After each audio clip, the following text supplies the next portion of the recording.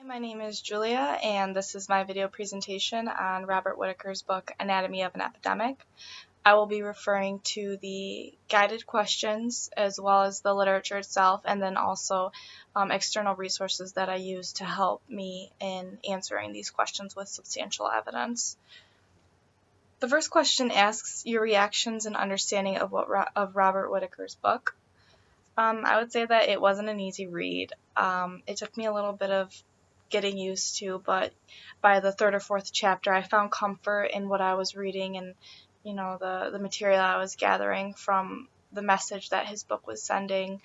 And so I found myself actually very interested in his examples of studies and research and the outcomes that they presented versus, maybe what we are taught to believe. So I thought that aspect of it was very interesting and very worthwhile. It was appealing, and you can't start a study without finding out how it ends and the results. So I really took a liking to the material that he provided and compared it to my perception of how I thought things were. So that was an interesting aspect of the book. Question 2 says, your beliefs about whether mental illness is a brain disorder. Explain why you believe what you do. I think that throughout Whitaker's entire book, he does an excellent job explaining that mental illness is not a brain disorder, and for this I would like to refer to his book on page 71, where he talks about serotonin being metabolized into what's known as 5-hydroxyl acetic acid, also known as 5-HIAA, and there's a theory that low serotonin cause depression. So if this were true, it would have to show chemically that was the case. And what happened was there was a test done, and what they looked to compare was persons with depression versus persons without depression, and they were comparing the levels of serotonin, the levels of 5-HIAA, and the results actually found that the levels in persons diagnosed with depression had very little to no variation from persons not diagnosed with depression. And so this, along with other supporting evidence from doing studies for bipolar disorder and also schizophrenia, prove that there is no solid evidence that can say that mental illness is a brain disorder. So according to Whitaker's research and the information he provided to support it, no, mental illness is not a brain disorder. Question 3 says, your thoughts about the recovery model and how you would use this in your practice. I didn't really see anything visually in front of me stand out in the book that spoke to the recovery model. There were examples of interviews with individuals who suffered from a mental illness and kind of their take on their treatments for those mental illnesses, but to get more information, I looked to outside resources for this question, and what I would like to share is an article I found by G.J. Lodge called Empowerment and the Recovery Model. And so in this piece of information, this author explains more to what the recovery model is, and my understanding is that it's a mental health model aimed to work with the individual who is diagnosed with a mental disorder and, work as a team to come up with the best type of treatment plan for them. And I think how I would use this in practice is I would provide the possibilities of treatment options to my clients that are dealing with a mental illness, and then just advise them of which I thought was most appropriate according to its believed long-term outcome, which is most beneficial versus maybe something that is more beneficial short-term or perhaps not beneficial for them at all. And then in the case that they wouldn't agree with my expertise, I would support them.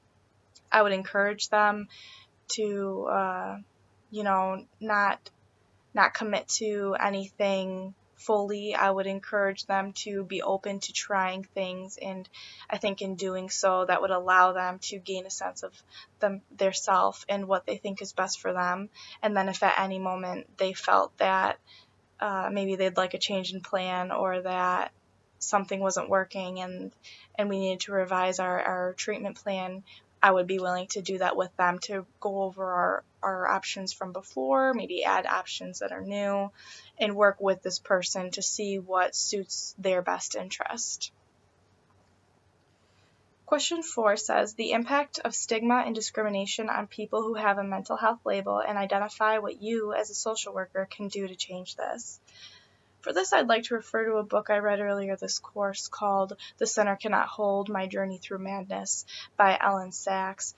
And she clearly explained her fear of stigma, of having a mental illness. She's a successful woman to this day, and throughout her story, she explains the struggle of being diagnosed with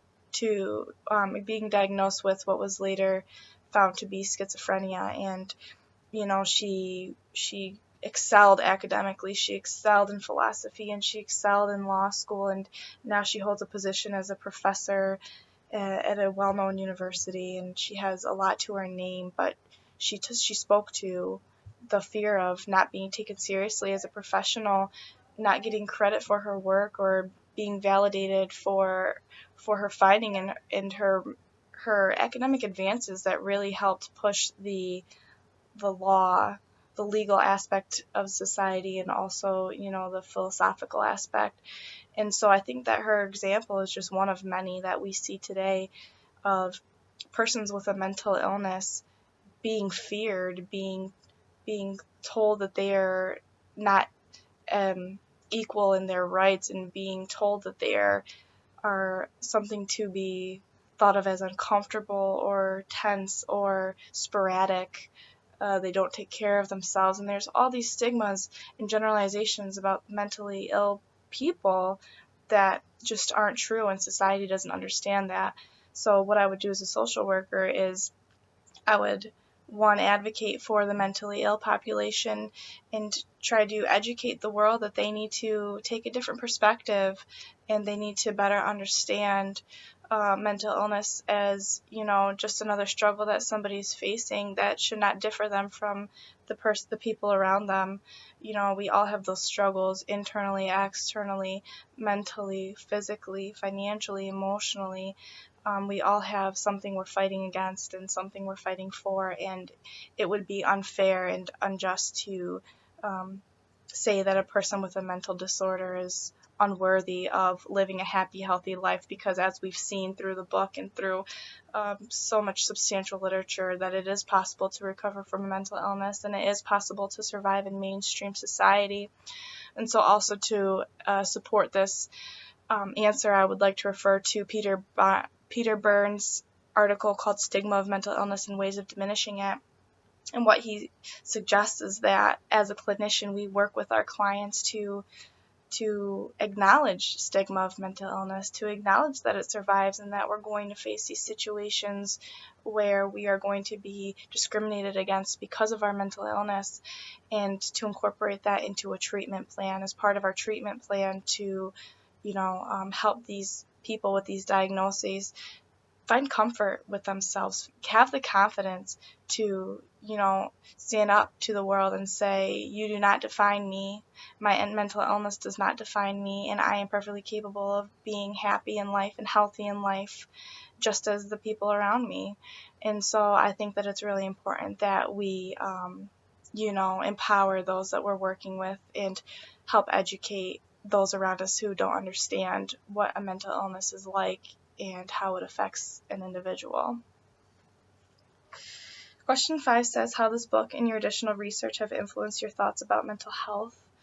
The book did an excellent job, mapping out not only mental illness, but the disabling mental illnesses, and, questioning, are we being disabled by our mental illness, or are we being disabled by the medications that are being prescribed? Because the evidence shows that the long-term outcomes for these psychotropic medications, that the psychopharmacology realm is is recommending are actually doing harm. They're not doing good. They're not proving beneficial results. And so we need to be aware that there's more to the story than meets the eye, and we should really take into consideration the history of psychiatry and how it influences our medical world today. And lastly, number 6, the take-home message from your reading and research, I think would just be we need to gain awareness and further education about mental illness, about the effects of medication, and just remind ourselves that everybody's treatment plan is different, and it would be unfair to say that medication is the solution, because as we've learned through history and through Whitaker's book, that's not the case. So overall, it was an interesting read, and thank you for listening.